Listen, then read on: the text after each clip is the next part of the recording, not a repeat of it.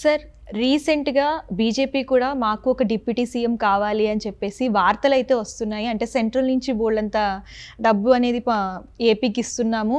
So మా తరపు నుంచి కూడా ఒక డిప్యూటీ సీఎం కావాలి అని చెప్పేసి వార్తలనేవి ఇప్పుడు ప్రెజెంట్ హల్చల్ అవుతున్నాయి కదా. ఇందులో ఎంత నిజం ఉంది సార్?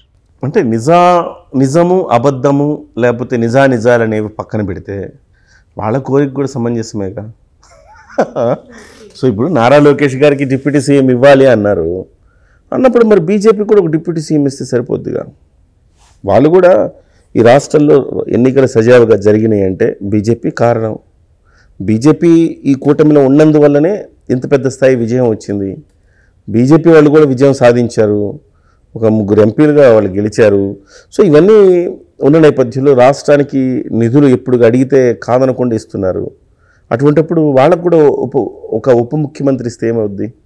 తెలుగుదేశం పార్టీ నుంచి ముఖ్యమంత్రి ఉన్నారు, జనసేన పార్టీ నుంచి ఉప ముఖ్యమంత్రి ఉన్నారు, మళ్ళీ తెలుగుదేశం పార్టీ నుంచి మరొక ఉప ముఖ్యమంత్రి వచ్చినప్పుడు మరి బీజేపీ నుంచి మరొక ఉప ముఖ్యమంత్రి వస్తే తప్పేంటి?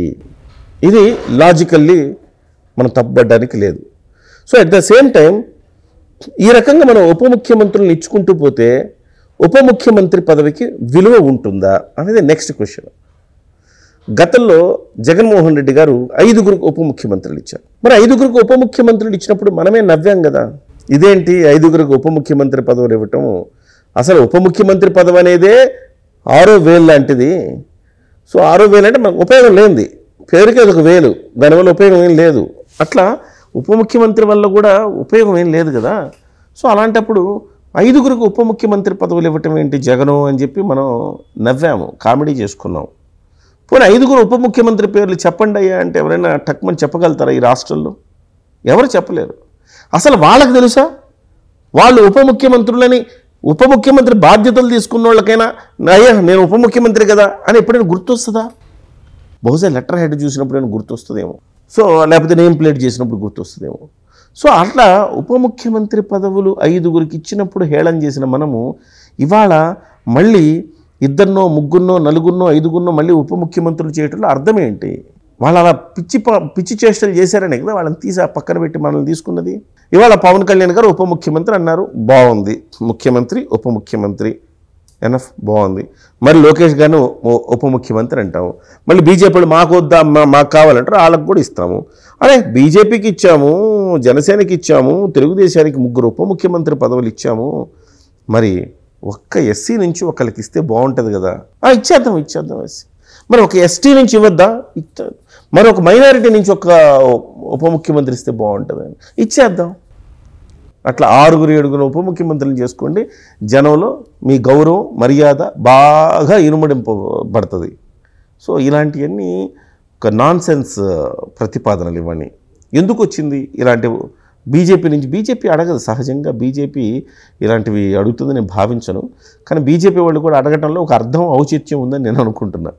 ఎందుకంటే లోకేష్ గారిని ఉప ముఖ్యమంత్రి చెయ్యాలని ఎప్పుడైతే తెలుగుదేశం పార్టీ డిమాండ్ చేసిందో దానికి కౌంటర్గా బీజేపీ మాకు కూడా ఉప ముఖ్యమంత్రి కావాలని డిమాండ్ చేసిందేమో అని నేను అనుకుంటున్నా తప్ప, కౌంటర్ ప్రతిపాదన తప్ప అందులో వాస్తవంగా నిజంగా వాళ్ళు అంత అడిగారా అంటే అంత అడక్కపోయి ఉండొచ్చు.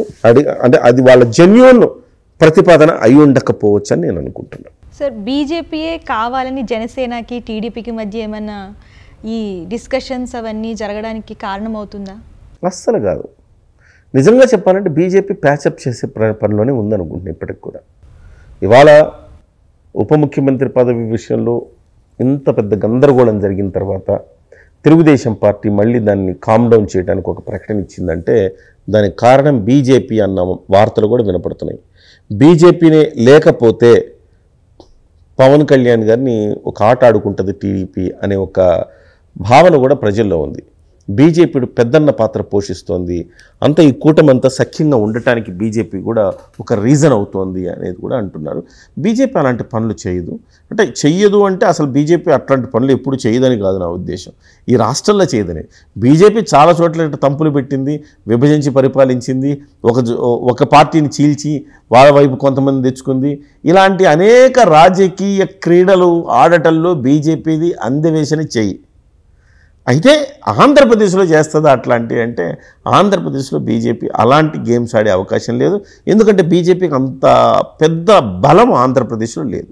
బీజేపీ చెబితే అన్నీ అయిపోయే పరిస్థితి కూడా లేదు.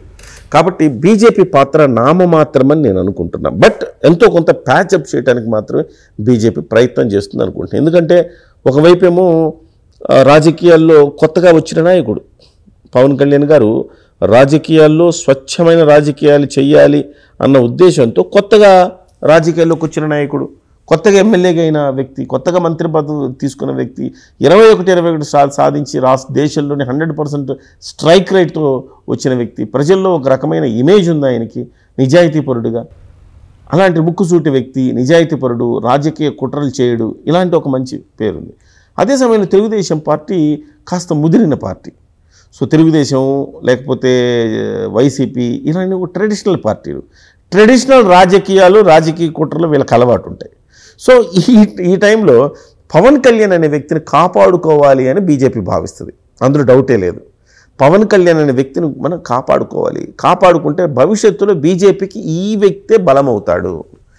రాష్ట్రంలోనే కాదు, కేంద్రంలో కూడా పవన్ కళ్యాణ్ వ్యక్తి బలమవుతాడు. రేపు ఢిల్లీ ఎన్నికలు వస్తున్నాయి. ఢిల్లీ ఎన్నికల్లో తెలుగువారు నాకొట్టుకోవాలంటే ఎవరు రావాలి? ఖచ్చితంగా పవన్ కళ్యాణ్ రావాలి. అలాగే రేపు ఉత్తరప్రదేశ్ ఎన్నికలు జరుగుతాయి, అక్కడికి రావాలి.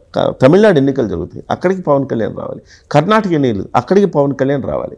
సో పవన్ కళ్యాణ్ అనే వ్యక్తి కేవలం ఈ రాష్ట్రానికి సంబంధించిన పరిమితమైన వ్యక్తిగా బీజేపీ చూడట్లేదు, ఖచ్చితంగా ఈ దేశానికి సంబంధించిన వ్యక్తిగా చూస్తోంది. కాబట్టి ఆయన కాపాడుకోవాల్సిన ఆవశ్యకత, అవసరం బీజేపీకి ఉన్నది. ఈ నేపథ్యంలో కొంతవరకు బీజేపీ జోక్యం చేసుకుంటుంది, కానీ పూర్తి స్థాయిలో తెలుగుదేశం పార్టీ మీద అజమాయిషీ చేసేంత జోక్యం అయితే ఉంటుందని నేను అనుకోను.